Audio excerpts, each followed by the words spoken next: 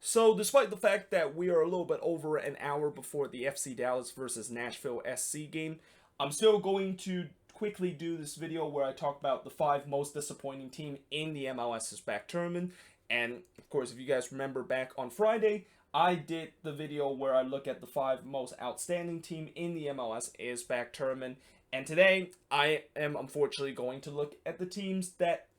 coming into this tournament, there was definitely expectation that they were going to do well, and it turns out they didn't met the expectation. And for some team, they didn't even came close in terms of meeting their expectation in this MLSisback tournament. And one of those teams that I'm going to first put on the board, and since I'm wearing an Atlanta United jersey for this video, might as well just put them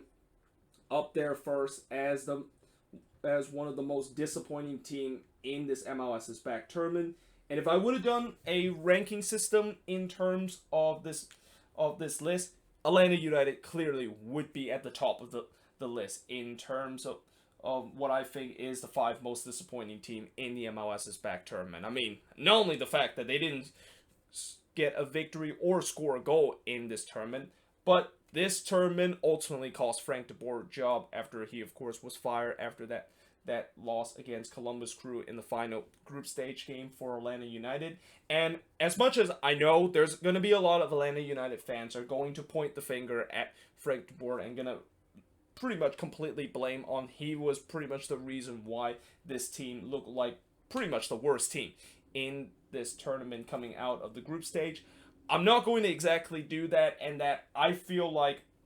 a lot of the blame is going to go to Frank de Boer, but I feel like there's going to also be a lot of the blame has to be on the players of this team. Like, I feel like the players on this team, after they conceded that first goal against the Red Bulls back in the first group stage game, it looked like they just checked out. Like, for the rest of the tournament up after that point, they just didn't feel like they even care about playing in this tournament whatsoever, and it couldn't be more evident in that Columbus Crew game where clearly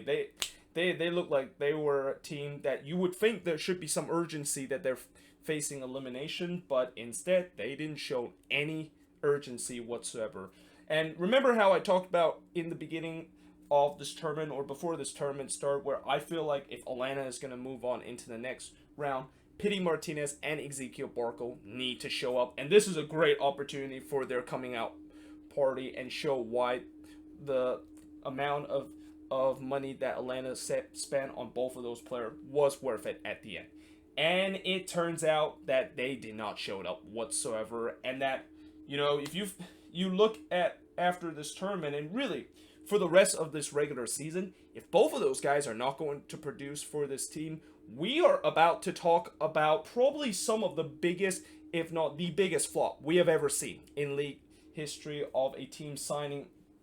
2 of the most expensive player, and they turns out to be completely ineffective. And it's shocked to say that in the name of Atlanta United, because this was the team that set the standards and pretty much set this trend in terms of going to South America, looking for those young hidden gems so that you can, of course, develop and sell them for a reasonable price. And the fact that they turns out to be the team that have 2 guys that were just complete fraud, and it turns out to be two guys that is on verge of becoming the biggest flop kind of move you'll ever see a team made, especially with the amount of fees that they, of course, pay with both of those guys. So, yeah, you really hope that they, of course, eventually will develop and do well for the rest of the regular season. Goal scoring, obviously, is going to be, once again, an issue with this team. I mean, as I mentioned, they scored no goals in this tournament, and it's not surprised that they didn't score a goal in this tournament because they don't have anybody on that team that can score the goal. They, of course, did get Kubo Torres just after the tournament to maybe help out in terms of the goal scoring department, but even then, there's no guarantee that he can at least maybe produce 50% of what Josef Martinez produced with this team. And if that is not going to be the case, this could be a long regular season for Atlanta United. And sadly, for Atlanta United fans, they need to understand that this is going to be the first time in this short MLS team history that they are going to go through what pretty much every MLS team have to go through at some point in their franchise history, which is the transitional period. And especially now they are looking deep to getting a head coach, now that interim head coach Stephen Glass is going to be taking charge of this team, at least for the foreseeable future. This is really a transitional period for Atlanta United, and this is going to really test the fan base in terms of, I know there's always talk about how the Atlanta United fan base are kind of being spoiled with the success, and that some people even accuse that when things are not going right, they quickly stop paying attention to the team. This will be a really big test to see whether or not this fan base is going to be content with this transitional period, because if they are not content with this transitional period and all of a sudden, the only good thing I will say about Atlanta is that at least for the rest of the season, most of the games is going to be playing behind closed doors. But if this was the regular season and we're going to start seeing attendance fall at Atlanta, yeah, unfortunately, those kind of saying about how, oh look, once Atlanta started to fall apart and they're not going to be as good as it is, fans are going to be stopped showing up in the stands, and unfortunately that could be true with the way that if this team of course is struggling. But the good news is at least they don't have to worry about this problem this year because of the pandemic, and that for most part most MLS game will be played behind closed doors. Now at number 2, I am going to go with Toronto FC, and this I don't really need a lot of explanation of why Toronto is one of the most disappointing team out of this tournament, is because I thought they would go deeper in this tournament. I didn't think that they, of course, were going to fail in the first hurdle against NYCFC. And sure, NYCFC was definitely looking for some redemption and definitely want some revenge of what happened in last year's Eastern Conference semifinal. But I didn't think that NYCFC can just go into that game against Toronto and just completely wipe the floor in that game, and didn't even give TFC a chance in that game. And then in other words, TFC just completely laid an egg in that game against an NYCFC team. And for a team that has had a rich history of doing very well in tournament and going deep into the knockout round, this was definitely a huge surprise. The fact that they got eliminated so early in this tournament. Like, if they were getting eliminated by probably a team that might be stronger than them, then I have no problem with that. But the fact that they, of course, face an NYCFC team that up until that point, they were a team that just barely made it to the knockout round, and it looked like a team that you'd be surprised if they were able to get into the next round. Well, surprise, surprise, they were able to get the next round, mainly due to Toronto just completely laying an egg. And that, let's just hope that for Toronto's sake, that is probably the only time they're going to do that, because the fact that if they do that again, once they make the playoffs heading near the end of the season, then I think Toronto fans are going to really question Greg Vanney's job. And there's already started to be a lot of TFC fans that are not happy of what Greg Vanney has done to this team. I mean, sure, he has won the title for this team, but I've definitely heard some loud grumbling of the fact that they want Vanney to leave this team, and that it's time for a brand new coach that is going to be take in charge of this team. Now at number 3, and this one is kind of a little bit controversial to put them as the 5 most disappointing team, because for the most part, DC United in the group stage, they look like a team that was just a team that refused to lose. Like, if you look at their first 2 games, down 2-0 against TFC and also down a man in that game, you would have thought for sure that they had no chance of getting at least a point out of that game. They did exactly that by getting 2 late goals in the last 10 minute, including a 94th minute equalizer. And then in that game against New England, where they were just completely outplayed, they got a goal in the 75th minute by Higuain. And coming into the last group games, unfortunately they just fell short against Montreal. But I just feel like I'm still going to put them as the 5 most disappointing team, mainly because, remember how all those resilient kind of resort that DC United got in their first 2 games? Yeah, let's just say that some of those resorts were very lucky. Like the first game, again, 9 out of 10 times,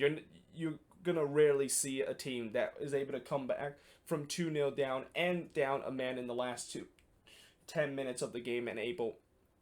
to get a point. And then in that New England game, as I said, they were just completely outplayed in that game. And if it wasn't for a mistake by Matt Turner in that 75th minute that led to Higuain's goal, they probably would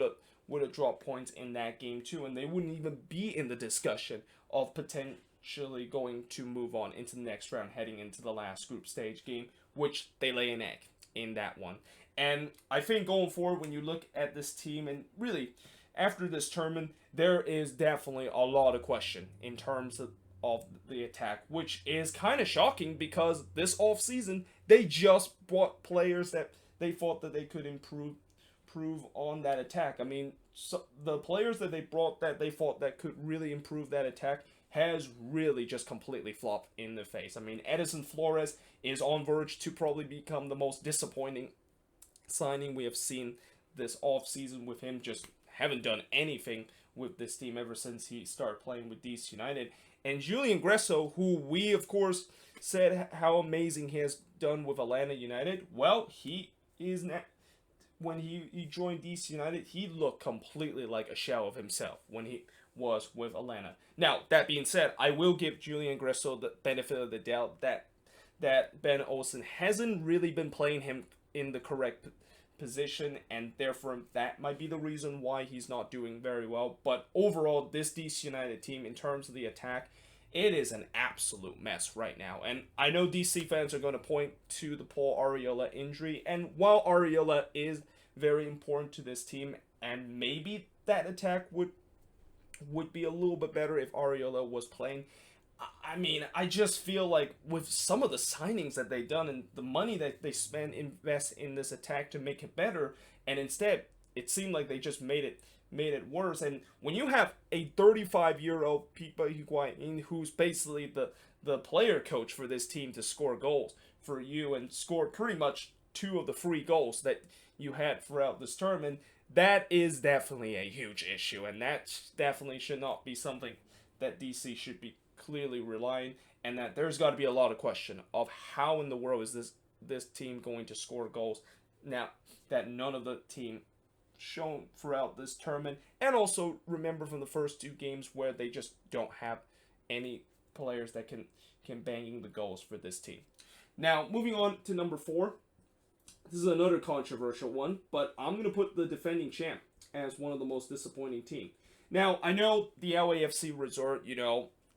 it was a very tough resort, in that in some way there's no shame of losing to LAFC, who at that point we thought they were clearly the favorites to win the tournament. But the thing that I think got them in terms of this list has to be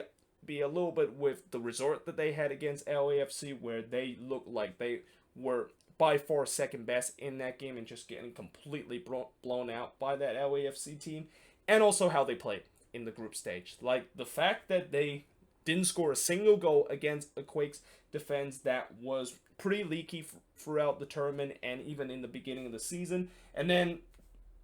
probably suffer one of the shocking result of this tournament by losing to the Chicago Fire, and then only finally showed up against Vancouver before when they move on to the knockout stage and lost to LAFC, which was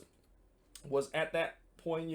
this was definitely not as strong of an LAFC team as we saw when the Sounders were able to beat them in the Western Conference Final last year. Yeah, I mean, that's definitely kind of enough mark where I think they